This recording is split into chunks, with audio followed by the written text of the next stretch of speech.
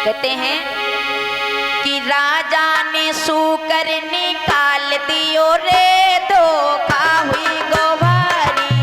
राजा ने सूकर निकाल दियो रे धोखा हुई गोभारी।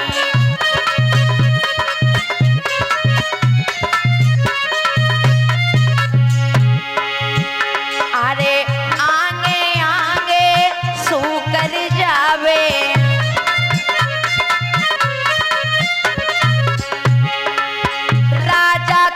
कहूँ नजर न आवे।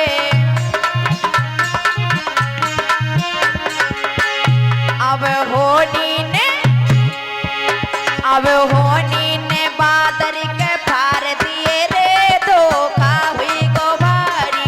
राजा ने सूकर निकाल दियो रे धोखा हुई गोभारी।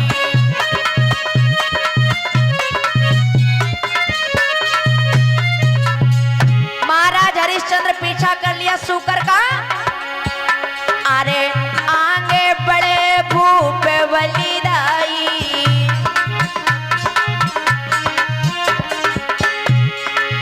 झाड़ी में गौ सुअर बिलाई। फिर क्या हुआ, एक साधु को रूपवान धार लियो रे धोखा हुई गोभारी। राजा ने सूकर निकाल दियो रे धोखा हुई गोभारी।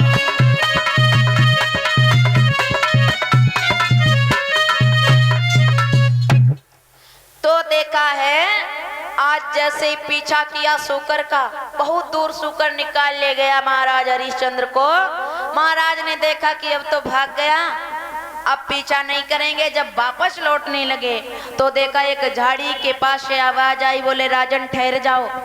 राजा ने पीछे मुड़कर देखा तो ब्राह्मण खड़े हैं, प्रणाम किया, बोले आयुष्मान भव।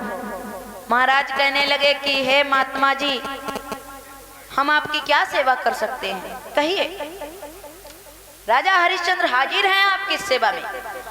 महात्मा जी बोले अगर हमारी सेवा करना ही चाहते हो तो एक उपकार कर दो, क्योंकि हमने सुना है तुम्हारा बहुत बड़ा नाम है, आप दानवीर हो, सत्यवादी हो। राजा हरिश्चंद्र बोले क्षमा करे भगवान, कृपा तुम्हारी है, आशीर्वाद तुम्हारा है, अगर मैं यहाँ तक हूँ तो ये सब तुम्हारा है। बोले अच्छा ठीक है, वो तो सब मतलब मैं तुम्हारे पास कुछ लेने आया हूँ। बोले कहिए, आदेश कीजिए। बोले मेरे घर में एक कन्या है, उसके हाथ पीले करने हैं, और मैं तो एक महात्मा ठहरा, कहाँ से इतना धन दौलत लाऊंगा जो उसकी विदाई करें, तो हमें कुछ आपसे दक्षिणा और दान चाहिए। महाराज हरिश्चंद्र बोले मांगे वे खटक, क्या मांगना है? बोले मुझे अभी नहीं मांगूंगा। बोले फिर ऐसे नहीं मांगूंगा, पता नहीं तुम कहने के बाद में इनकार कर दो, क्या पता। राजा हरिश्चंद्र बोले ऐसा नहीं हो सकता। बोले ठीक है, तो तुम तिरवाचा भरो कि जो हम मांगेंगे वो देंगे और देंगे। राजा हरिश्चंद्र ने कहा है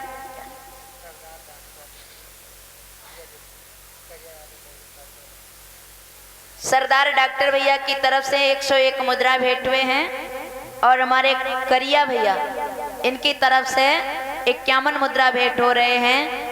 भगवान सदा हमारे भक्तों की मन की कामना पूर्ण करें, वरम बाबा सदैव इनकी हर इच्छा को पूरा करें।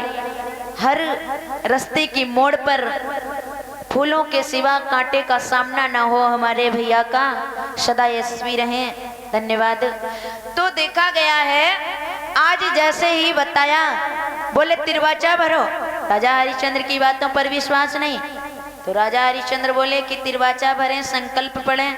महाराज अभी तो मेरे पास कुछ नहीं है, क्योंकि खाली हाथों से कोई संकल्प नहीं पढ़ा जाता है।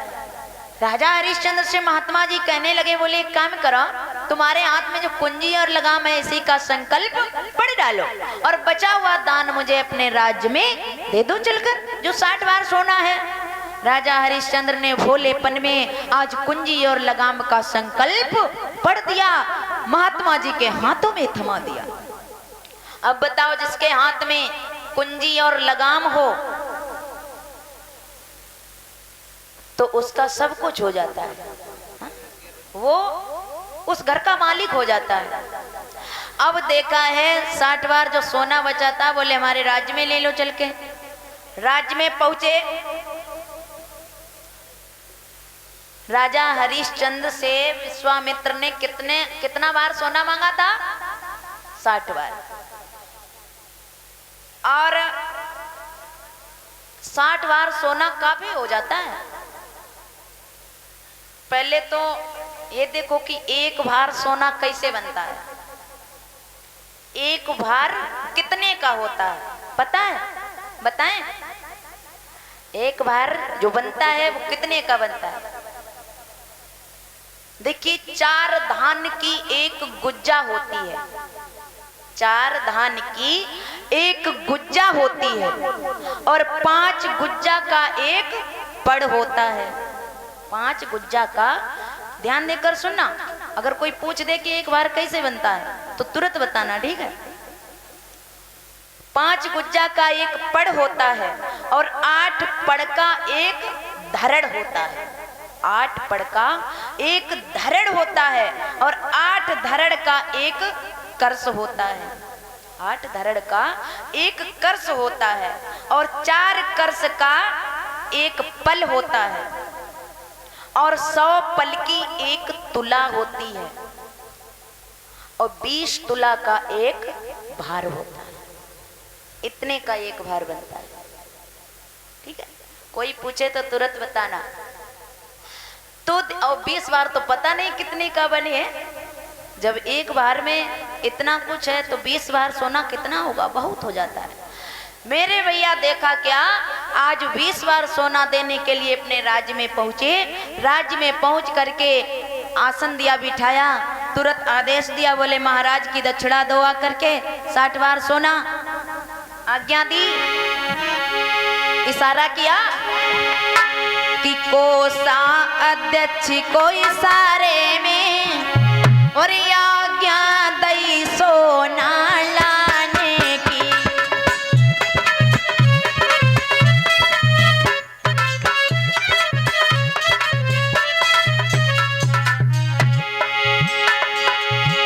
कोसा अध्यक्ष को इशारे में हो आज्ञा दई सोना लाने की। तब मुनिवर ने आए करके और कह दई बात ठिकाने की।